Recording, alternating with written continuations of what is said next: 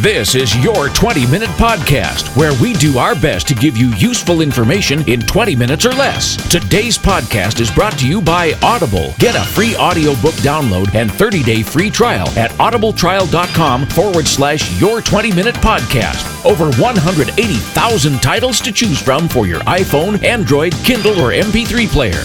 Now, here's your host, David Brower.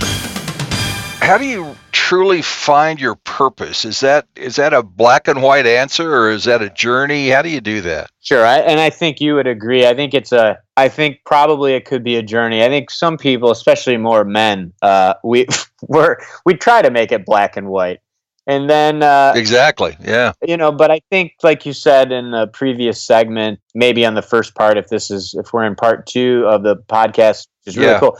Maybe it's a marathon, not a sprint. And I would just open people's eyes to the fact that, what your true purpose is. There's ways to look at so many things. If we had free energy, which Tesla was working on, and we already have 3D printers, we wouldn't really need money. I mean, that really blows people's mind. I'm not the one to come up with talking about this. Gaia.com, right. GAIA.com is a media network, and they have lots of original programming. We look up to Gaia. They're a big publicly traded company, but it's a conscious media network. But it has, if you think about that, that really changes our brain. Like, okay, I mean, I was all about, we're raised in this country to try to make a lot of money. If you're a guy, we love beautiful women. We think, hopefully we tell them the truth, by the way. I think that's good. Right.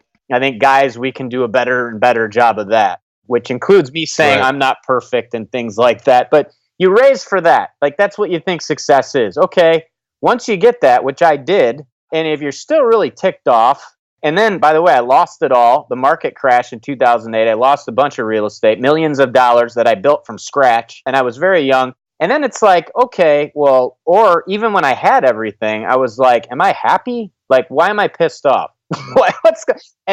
Right. No, seriously. Yeah. So then it's like, okay, so now you're on to like why you're probably on this planet, because money, again, free energy and replicators that are a bit more advanced, which, by the way, we're going to try to have them release if we could. We think that maybe they already exist, and I'm not the only one to talk about this, but there seems to be some indications that there could be things that are hidden, for whatever reason, for the safety of the public or whatever. Tesla died in a hotel room alone and penniless. I guess they pulled the financing on free energy because they said we couldn't put a meter on it.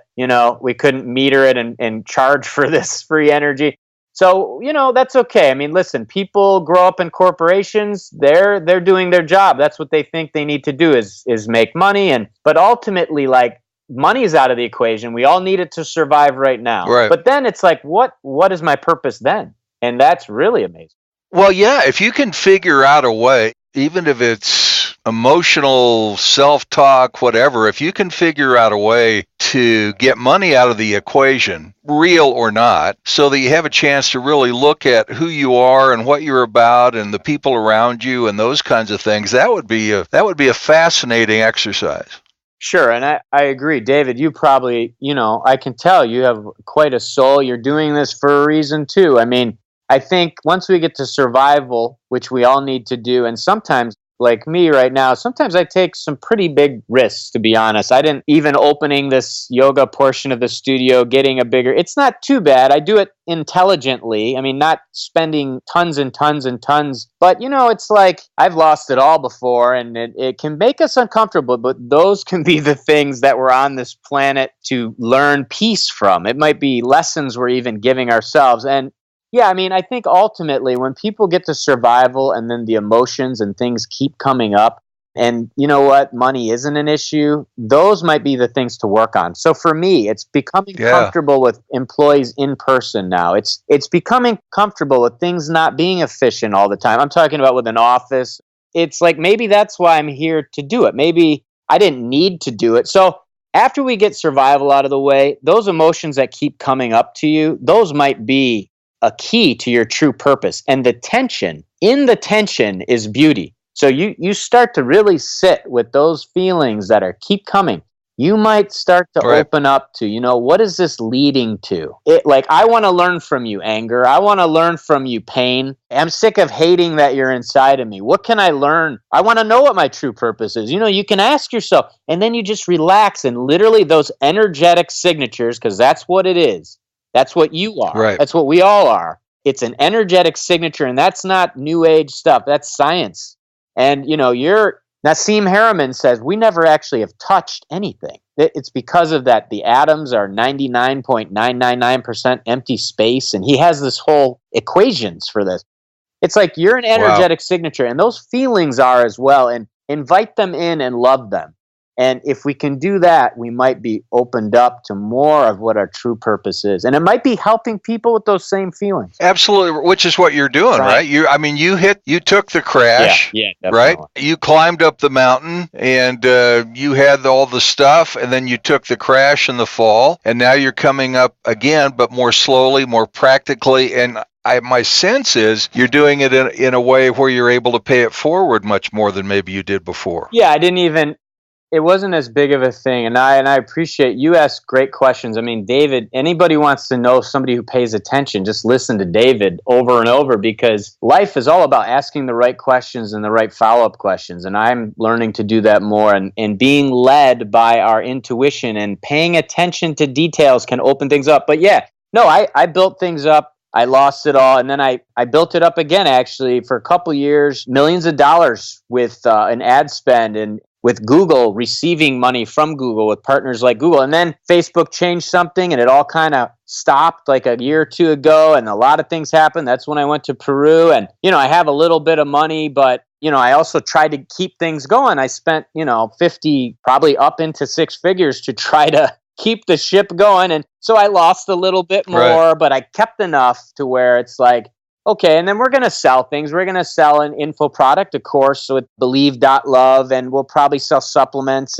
But it's a little bit interesting. I think that people can just understand, especially men, that things are not necessarily going in a linear pattern. And that includes, if you watch the movie Arrival, which got like a 93% on Rotten Tomatoes, it was Arrival that came out, I think, last fall. Yeah, I haven't seen it yet, but I've looked at the trailer. I won't give it away. But it just shows you that time is not like real. Like Einstein proved that time is relative. You know that. And so, but what does that mean? We still have to wake up and go, but it's like, it's not necessarily like we think it is. And in that movie, she experiences things like that. And I can tell you from personal experience that is very possible. And if anybody wants to look into timeline therapy and things that, doctors do, timeline therapy, and again, past life regression, I mean, you can go backwards and forwards a little bit in time. And so even this business development and things like that, the bottom line, David, is I have to keep track of things. I believe in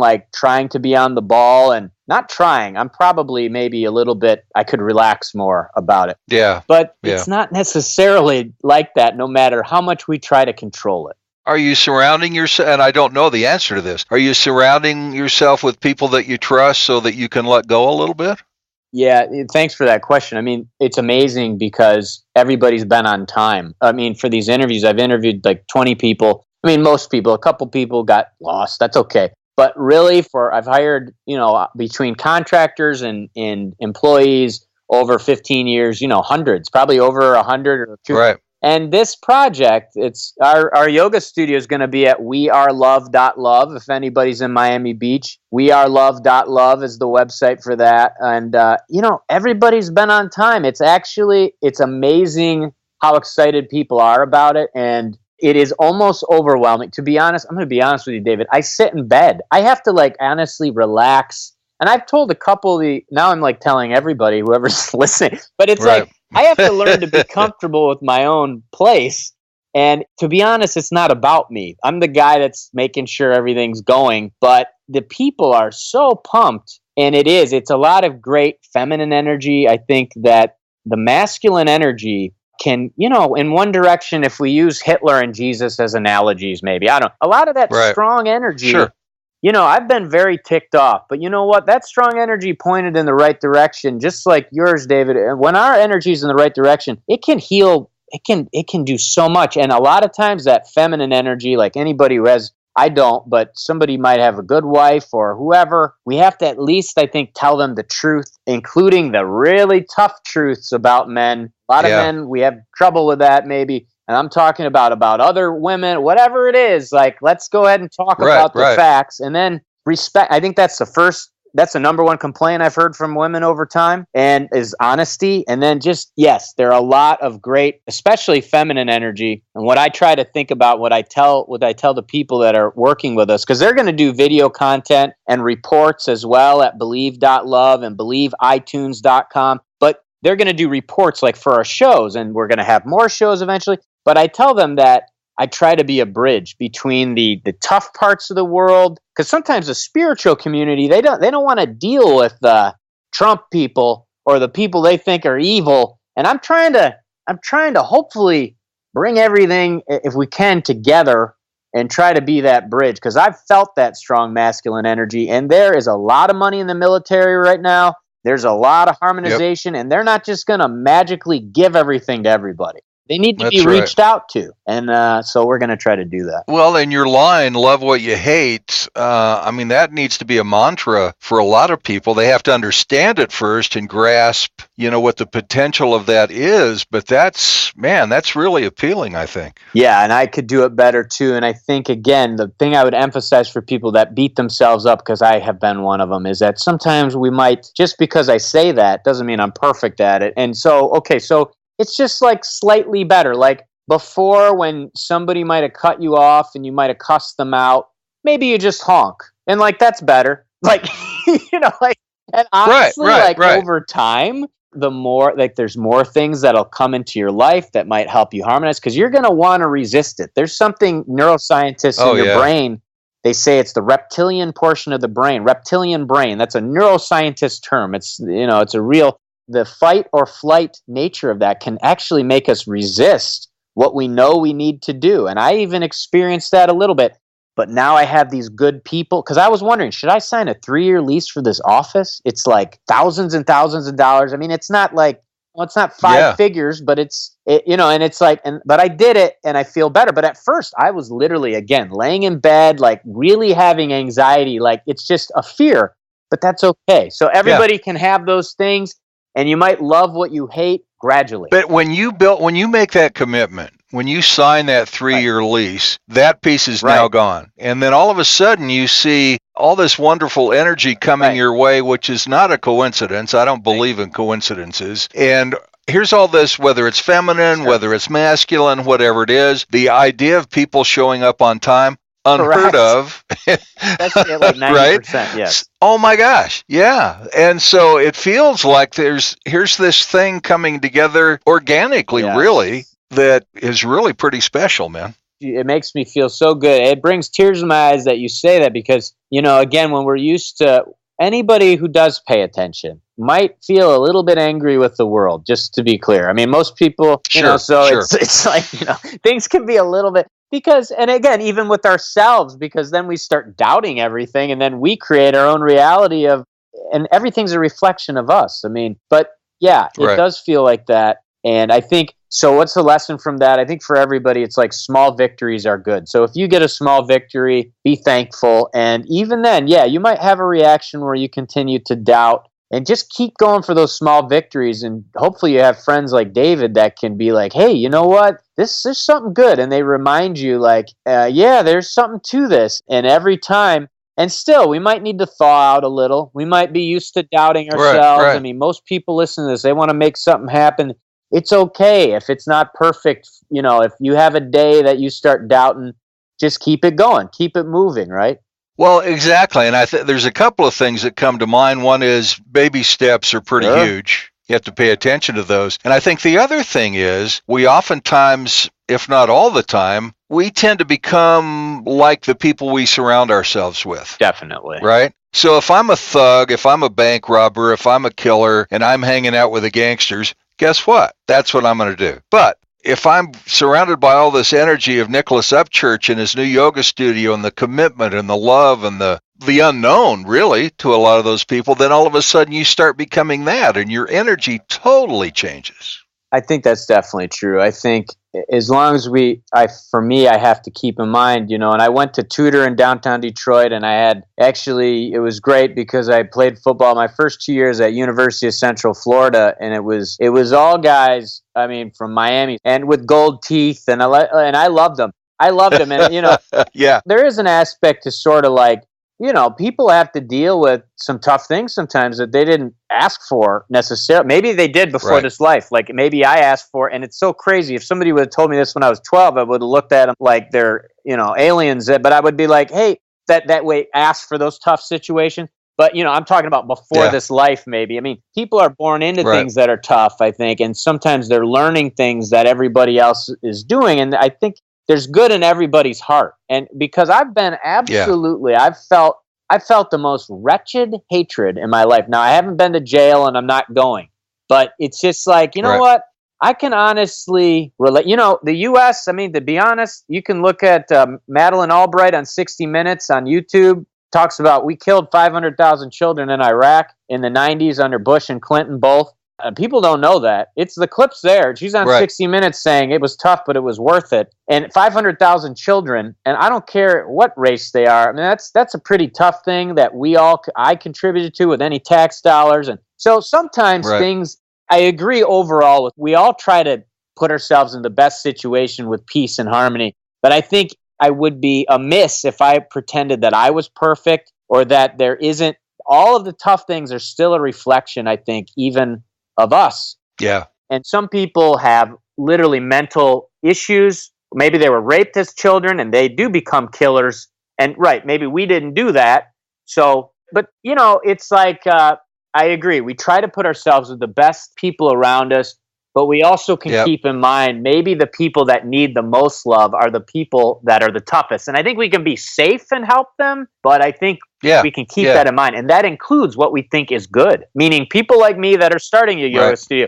I could have the most intense problems sometimes, or let's say the military, so we think the U.S. is great, and it can be great. But there's been some tough things we've done. And maybe those people making those decisions under the pressure of big money and a military industrial complex, maybe they need the most love because maybe they're not necessarily doing the right thing either. So we can try to keep that in mind also, I think. I think that's fair. As we close, I have a movie for you to check out. It's called A Dog's Purpose. I love that. Oh yeah, I saw the preview. Right? No. Have you seen the trailer for that? Yes, the dog keeps coming. Yes. My God! What do you think about that? Have you seen it? Yeah, my wife and I both teared up many times. It was just, I loved it. I thought it was fabulous. And it was just right in line with some of the things that you were saying. So I thought, well, if he hasn't seen it, he probably should. No, I love that. I saw the trailer. It is. And I think that is very applicable and it reminds me. And you are really doing a great service, David. I think everybody out there, we all can thank you even more and more just by trying to reach out to people, trying to give them a quick dose of inspiration. And I really appreciate you. Well, I appreciate it, man. I've really enjoyed this more than you know. And if folks want to reach out to you, is it believe.love? Is that where they go, or what's the best ways? Believe.love, and yes, sure, believe.love. And we have YouTube videos on there with all of our episodes are actually shows as well. We've had great people on, Chris Martinson, people that are on national TV, Josh Elridge, who's been on hundreds of shows, and just great people on. And we're going to get better. And BelieveITunes.com if they'd like to subscribe to the podcast. That would be awesome. Outstanding. Nicholas, it's been a treat, man. Sir. Thank you so much, and continued success. Thank you. We covered a lot. Thanks so much, David. We did. We certainly did. Yeah. And I got to tell you, it flew by. I'm sitting here going, 42 minutes, really? I agree. I know. You've been listening to your 20-minute podcast with David Brower and our special guest, Nicholas Upchurch, and it is Believe.love. So check it out. And again, Nicholas, thank you. Folks, thanks for listening. And be sure to follow us on Facebook at facebook.com/your 20-minute podcast. Until next time, don't forget to download your free audiobook at audibletrial.com/your 20-minute podcast. That's audibletrial.com/your 20-minute podcast for your free audiobook. And thanks for listening to your 20-minute podcast with David Brower.